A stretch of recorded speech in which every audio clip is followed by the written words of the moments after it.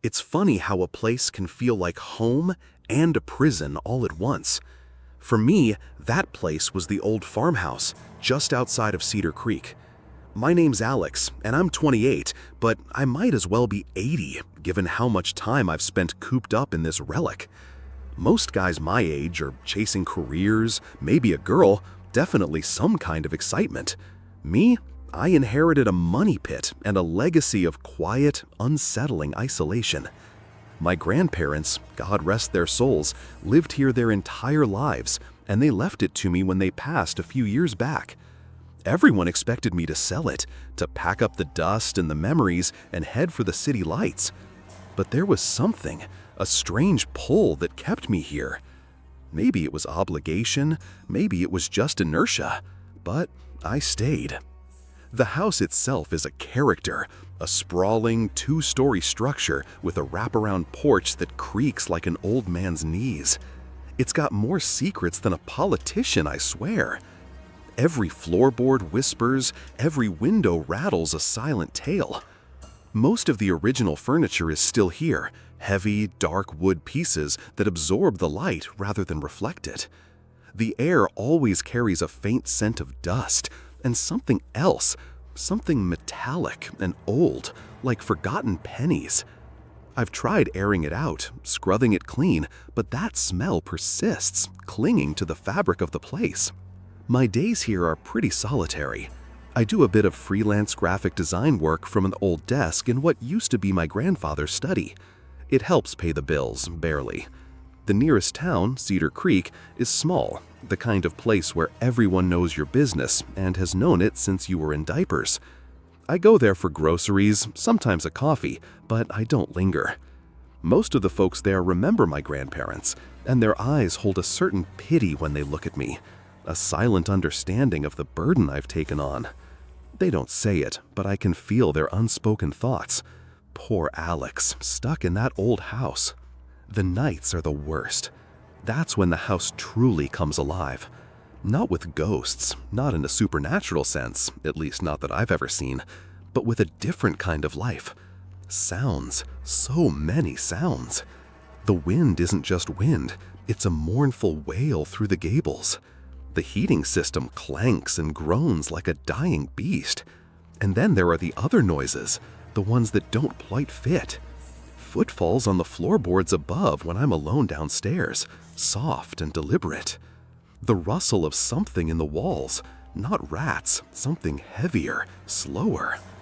I tell myself it's the house settling, the old wood contracting and expanding. I tell myself it's just my imagination working overtime in the oppressive quiet. But the explanations never quite silence the unease. A few weeks ago, the feeling intensified.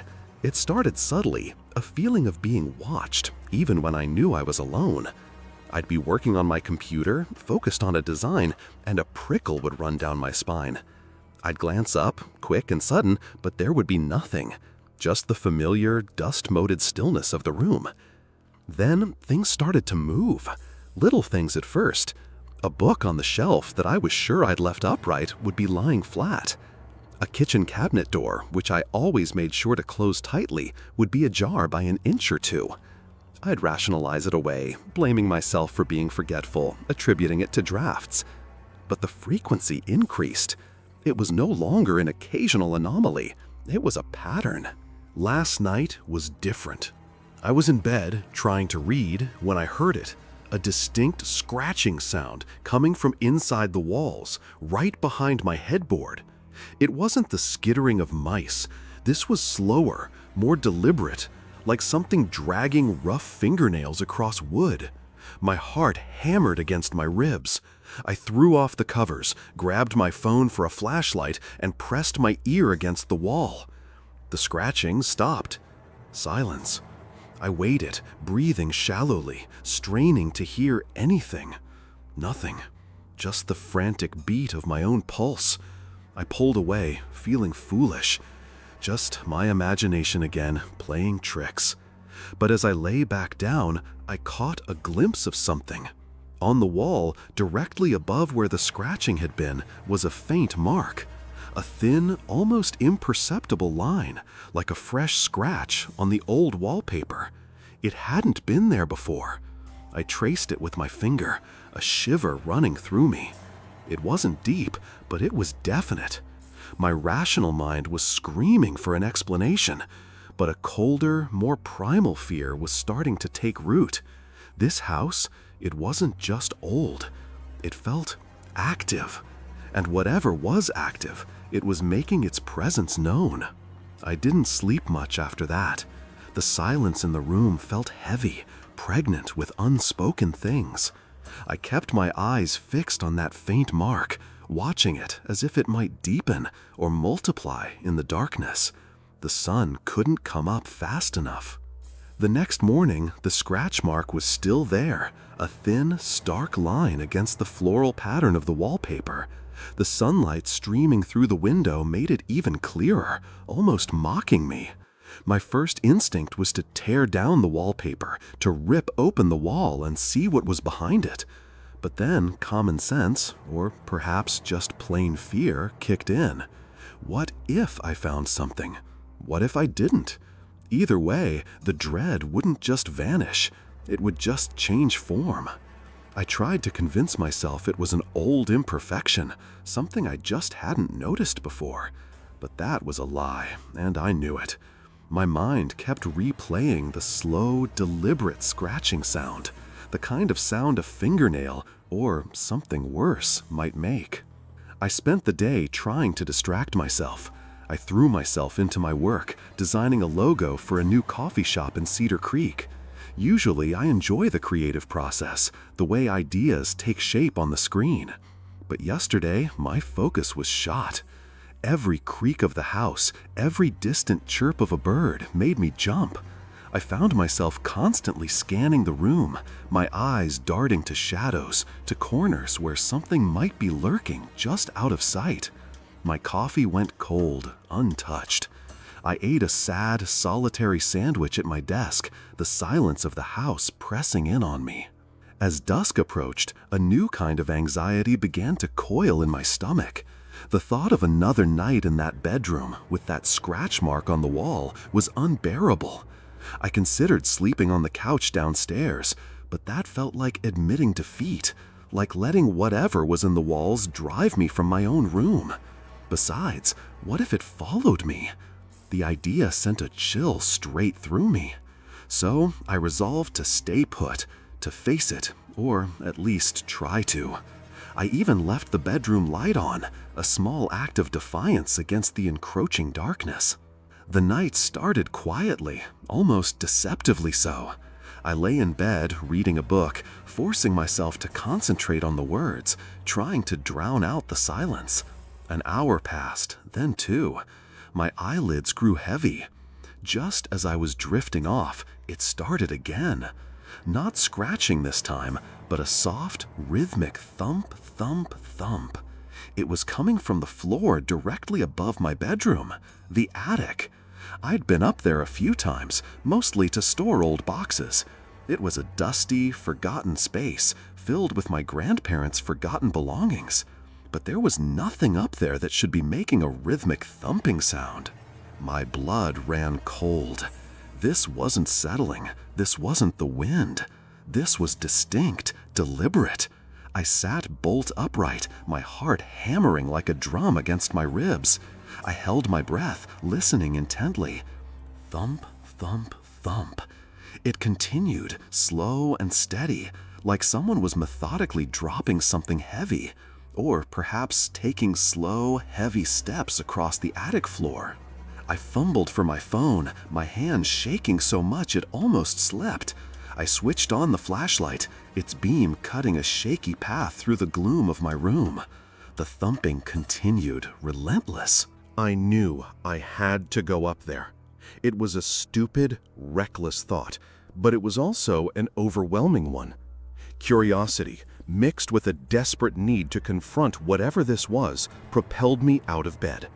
My legs felt like lead, each step on the old floorboards echoing loudly in the stillness. I crept out of my room, across the landing, and towards the attic door. It was a pull-down staircase tucked into the ceiling of the hallway. My fingers trembled as I reached for the cord, my eyes fixed on the ceiling. The thumping stopped. Just as my hand touched the cord, the attic went silent. I froze, my hand still outstretched. The sudden silence was almost worse than the noise. It felt like it was waiting, listening for me. I stood there for what felt like an eternity, straining to hear anything, but there was nothing, only the frantic beat of my own heart in my ears. After a minute, maybe two, I slowly, cautiously pulled the cord. The stairs creaked down, groaning in protest as they unfolded. A wave of stale, musty air wafted down from the opening, carrying with it that faint metallic scent I associated with the house. The darkness above looked like a gaping maw. Every instinct screamed at me to turn back, to lock myself in my room and wait for dawn. But I couldn't. I had to know. I had to see. With a deep, shuddering breath, I started to climb. Each step up the narrow wooden ladder felt like an ascent into something unknown, something that was patiently, silently waiting for me in the darkness above. The air in the attic was thick and heavy, a dusty blanket that seemed to cling to my lungs with every breath. My phone's flashlight cut a shaky tunnel through the oppressive darkness, illuminating dancing motes of dust and the shadowy outlines of forgotten relics. Old trunks, covered in cobwebs, sat huddled against one wall like ancient sleeping beasts. A rocking horse with one missing eye leaned precariously in a corner, its vacant gaze unnervingly fixed on the entrance. The silence up here was profound, a total absence of sound that amplified the frantic thumping of my own heart. I took a few cautious steps onto the dusty floorboards, my sneakers crunching on something gritty. The rhythmic thumping had stopped completely, leaving behind an unsettling stillness. My eyes darted around, searching for any disturbance, any sign that something had been here, something other than the accumulated junk of generations. The faint metallic scent was stronger up here, mixed with the mustiness of old wood and forgotten things. It was a smell that burrowed into my nose, clinging to the back of my throat. "Hello?" My voice was a hoarse whisper, swallowed instantly by the vast emptiness of the attic. The sound felt absurd, pathetic. Who was I talking to? A ghost? A figment of my sleep-deprived imagination? The rational part of my brain screamed at me to turn around, to go back to my bed, to pretend none of this was happening. But the other part, the one fueled by fear and a morbid curiosity, pushed me forward. I moved slowly, scanning every inch of the space. My flashlight beam danced over dusty sheets draped over old furniture, making them look like spectral figures. I checked behind the trunks, under the eaves, everywhere a person or something else could hide. Nothing. Just more dust, more silence, more of my grandparents' forgotten life. A wave of frustration, mixed with a chilling disappointment, washed over me. Had it all just been my mind playing tricks? Had the scratching, the thumping, been nothing more than the house settling, my anxiety manifesting in phantom noises? Just as I was about to turn back, convinced I had imagined everything, my flashlight beam snagged on something. In the far corner, tucked away behind a stack of dusty hat boxes, was a section of the floorboards that looked different. They weren't as dark as the others, and there was a faint sheen to them, almost like they had been recently disturbed, or perhaps even cleaned. It was subtle, so subtle I almost missed it. My breath hitched in my throat. This wasn't old dust. I knelt down, my knees protesting against the rough wood. As I got closer, the faint metallic smell intensified, making my stomach churn. I reached out a trembling hand and touched the floorboards. They felt smoother than the surrounding ones, and there was a slight stickiness to them, barely perceptible. My flashlight beam hovered over the surface, and that's when I saw it. Not just a sheen, but faint, dark, reddish-brown streaks, almost invisible against the dark wood.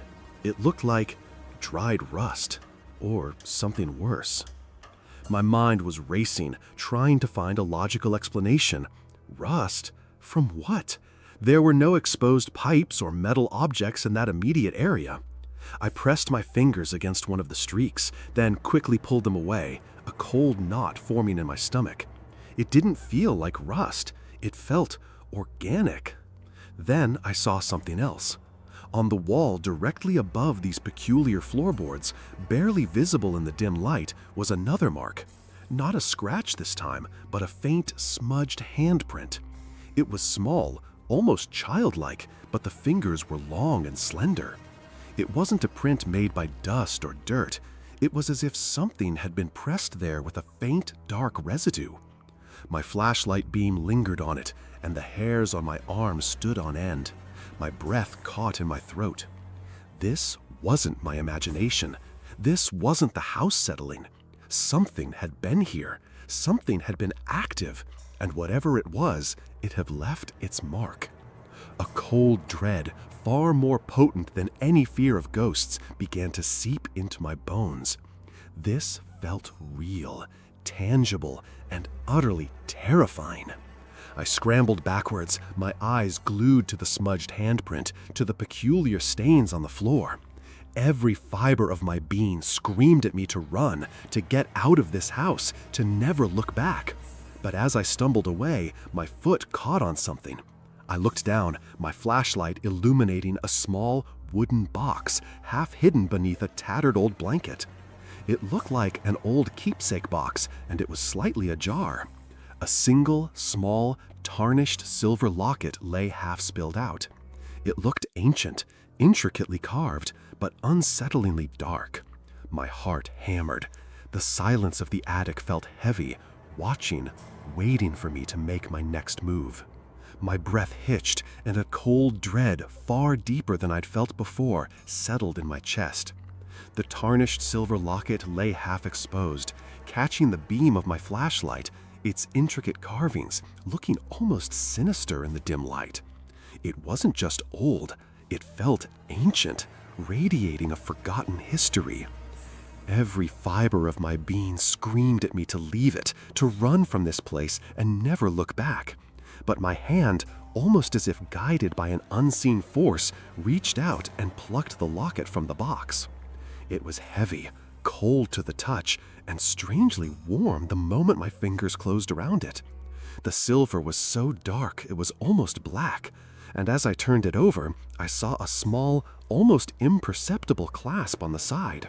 With trembling fingers, I managed to open it. Inside, instead of a faded photograph or a lock of hair, there was a tiny, intricately folded piece of brittle, yellowed paper. My hands shook so violently that I almost dropped it. I carefully unfolded the paper, my eyes straining to read the faded, spidery handwriting. It was Old English, difficult to decipher at first, but as my eyes adjusted, the words began to take shape. It wasn't a letter or a diary entry. It was a single, chilling verse, etched onto the paper like a curse. Hidden deep, where shadows creep, a child's sorrow secrets keep. Below the floor, a silent plea, forever bound, eternally. The words swam before my eyes, and a wave of nausea washed over me. Below the floor, the phrase echoed in my mind, linking directly to the peculiar stains on the floorboards. A child's sorrow. What child, and what secrets?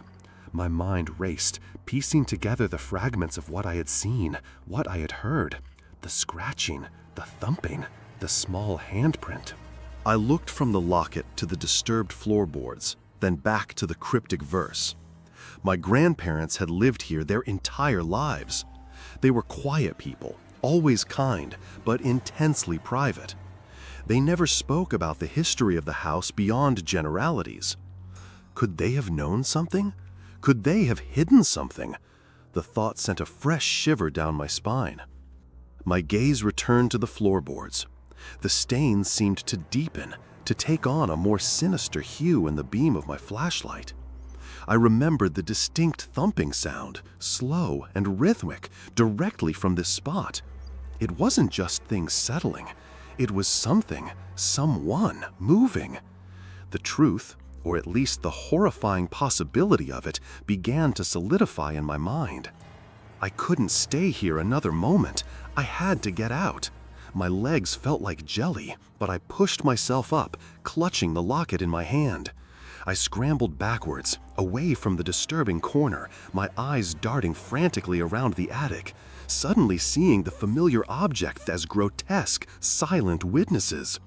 The rocking horse seemed to stare with its one vacant eye, the old trunks like coffins. The dust, once merely an inconvenience, now felt like ancient, disturbed ash. I stumbled towards the attic opening, my only thought to descend, to get out of that suffocating space. As I reached the edge, my foot slipped on the top step of the pull-down ladder. I instinctively grabbed for the frame of the opening, my heart leaping into my throat. My eyes were wide with terror, fixed on the dark, yawning abyss of the attic behind me. Just as my hand gripped the wood, I heard it. A faint, almost imperceptible whisper carried on the stale, musty air. It wasn't a word, not exactly, but a soft, drawn-out sigh, tinged with a profound sadness. It seemed to come from the very floorboards I had just examined, from the spot where the smudged handprint lingered. It felt like something had just exhaled right there, in the deepest shadow of that corner. And then, a chillingly distinct, wet drip. Just one. From somewhere beneath where I had been standing. My blood ran cold. I didn't wait. I practically fell down the ladder, hitting the hallway floor with a jarring thud. I scrambled to my feet, my legs burning, and without a second thought, I slammed the attic door shut, shoving the cord back into its recess with frantic energy. I didn't care about the locket still clutched in my hand or the questions swirling in my mind. All I knew was that I had to leave. I had to get out of this house, now. I raced through the dark hallway, past my bedroom, past the living room, my gaze fixed on the front door. The porch light was on, a beacon in the terrifying darkness. My hand fumbled with the deadbolt, my fingers numb with fear. I yanked the door open and burst out into the cool night air, gasping. I didn't look back at the dark, silent house. I just ran, my footsteps pounding on the gravel driveway, away from the secrets hidden in the walls, the sorrow beneath the floor, and the suffocating presence that still lingered, waiting in the old farmhouse. I don't know what I'll do next. I just know I can't go back in there.